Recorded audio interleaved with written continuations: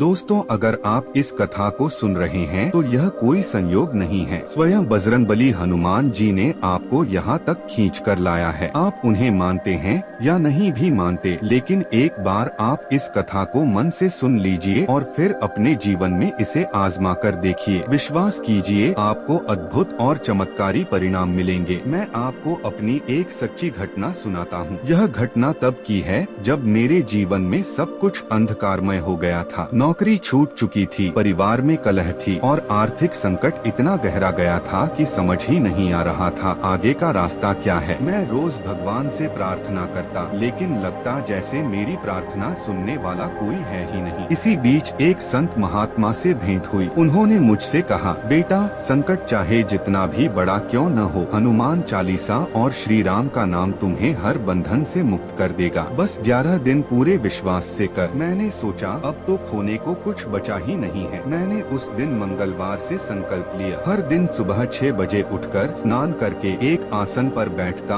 और हनुमान जी के सामने दीपक जलाकर सबसे पहले 3 बार धन्यवाद लिखता। धन्यवाद हनुमान जी, धन्यवाद बजरंगबली, धन्यवाद प्रभु श्री राम। उसके बाद मैं अपनी मन की इच्छा लिखता, जैसे कि मेरे जीवन की सारी रुकावटें दूर हो चुकी हैं, मेरे परिवार में खुशियाँ लौट आई हैं, धन, स्वास्थ्य और शांति सब कुछ मुझे प्राप्त हो चुका है। और फिर उसी कागज पर 108 बार सिर्फ और सिर्फ राम नाम लिखता। जब भी राम लिखता, ऐसा लगता जैसे मेरे दिल पर से कोई बोझ उतर रहा हो। धीरे धीरे 5वें दिन से ही मुझे फर्क महसूस होने लगा। जो काम महीनों से रुके थे वे अचानक से बनने लगे। रिश्तेदारों का व्यवहार बदलने लगा। मेरे अंदर आत्मविश्वास आ गया और रास्ते अपने आप खुलने लगे। 11 दिन पूरे होने तक मैं पूरी तरह बदल चुका था। जहाँ पहले मैं हताश और निराश था, वहीं अब मेरे भीतर शांति और ऊर्जा का सागर था। सच कहूँ तो यह कोई साधारण संयोग नहीं था, यह था हनुमान जी का करुणामय आशीर्वाद। अब मैं आपसे यही कहूँगा